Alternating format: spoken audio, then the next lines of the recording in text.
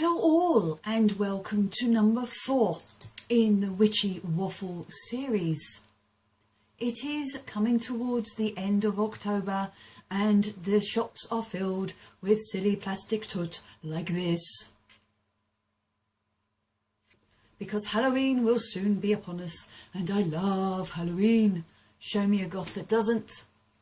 But this is not a gothy waffle, this is witchy waffle. So, what exactly does Halloween have to do with paganism in general and witchcraft in particular?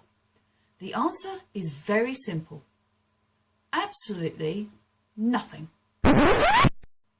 Okay, so this is going to be a rather short waffle if that's all the information I give you. I dare say that there are some of you who are sitting there thinking, oh, but Halloween is based on the ancient Celtic festival of Samhain, and I have seen websites saying the same thing, but actually that's not true, and we'll come back to Samhain a little bit later. First of all, we need to look at the etymology of the word Halloween. It is a shortening of All Hallows Eve. All Hallows, also known as All Saints' Day, is an Orthodox Christian festival, and Halloween is simply the night before. In the United Kingdom, we have our patron saints. We've got George, Andrew, David and Patrick, all of whom have their specific festival days, as do a number of other saints. But there are plenty of saints who don't have a day set aside for their festival. So in the early history of the church, it was decided that there should be one day in which all saints, and I quote, both famous and obscure, were celebrated.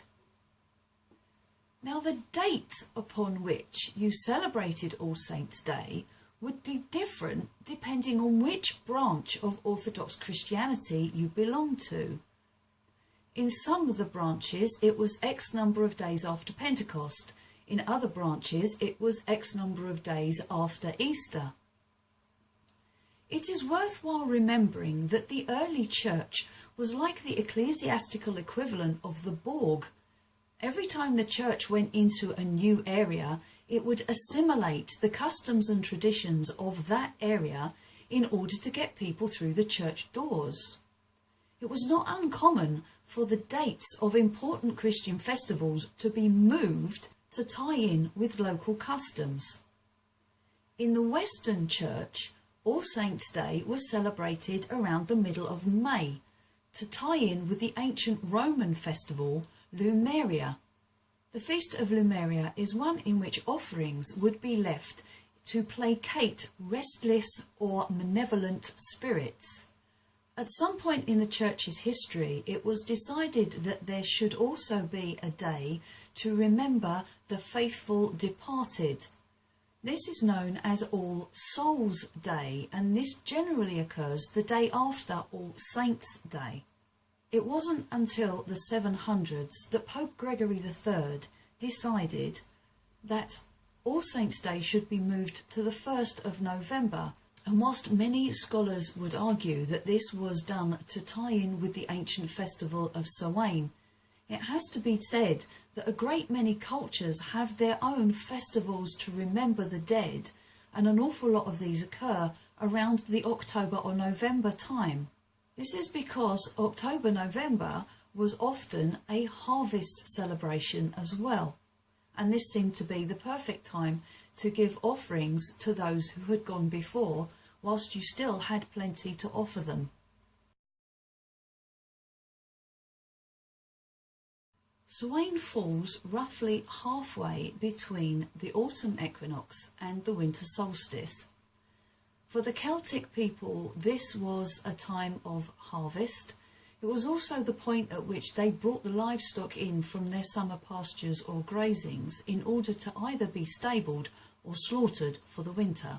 The livestock would be driven either through or between fires, as it was believed that the smoke and the flames would kill off any parasites or ticks that were still attached to the animals, so that they would be safe and healthy whilst they were stabled during the winter.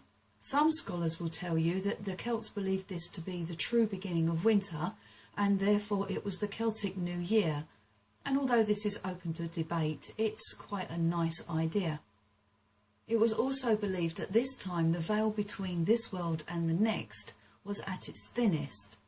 People would lay a place at the table for a recently deceased relative, and offerings would be left for the ancestors. I'm sure you're all familiar with the pumpkin jack-o'-lantern. You have to remember though that the pumpkin and the rest of the squash family are indigenous to the American continent. People in Northern Europe simply wouldn't have had them. What they did have, however, was swedes and turnips. The idea of the jack-o'-lantern was to scare away evil spirits. It's also true that people would dress up. Again, the idea was that the evil spirit would not recognise that person and would therefore keep going and not pester them. As I've already said, practically every culture across the world has got its traditions for honouring its dead, and it stands to reason that these will be pretty similar to those that the Celts used at Samhain. This does not mean, however, that Halloween is based on Samhain. A very quick word about Dia de los Muertos, the Mexican Day of the Dead. The original South American Day of the Dead was actually celebrated in August, and it wasn't until the 1600s, when the Spanish conquistadors arrived, that the date was moved to coincide with the Catholic All Saints and All Souls Day. Dia de los Muertos is a Mexican Catholic festival, and it is about as relevant to me as a Roman Catholic All Souls Day.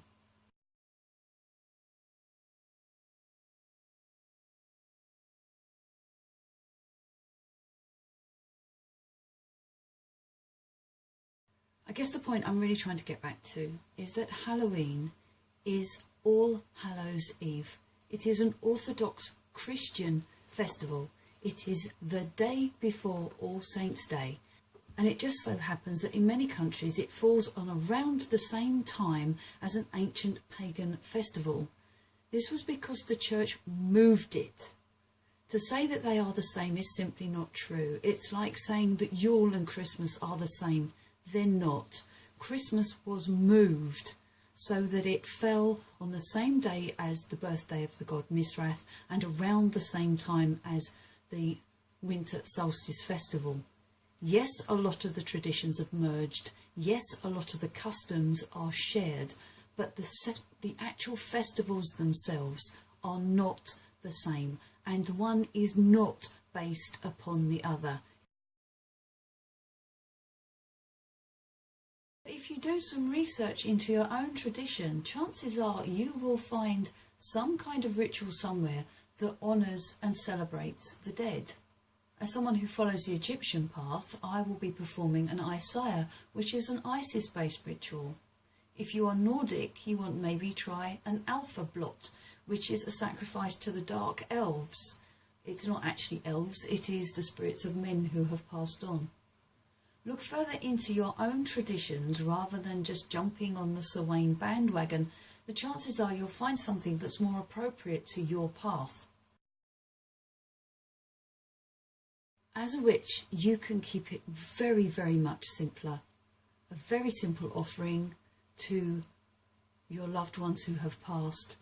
A means of remembering them, maybe lighting a candle next to their photograph.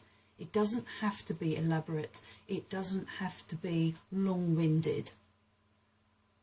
However you choose to celebrate Halloween this year, if indeed you do choose to celebrate it at all, just be respectful of whichever tradition you choose to follow. And most important of all, stay safe. Until the next time, take care. Bye.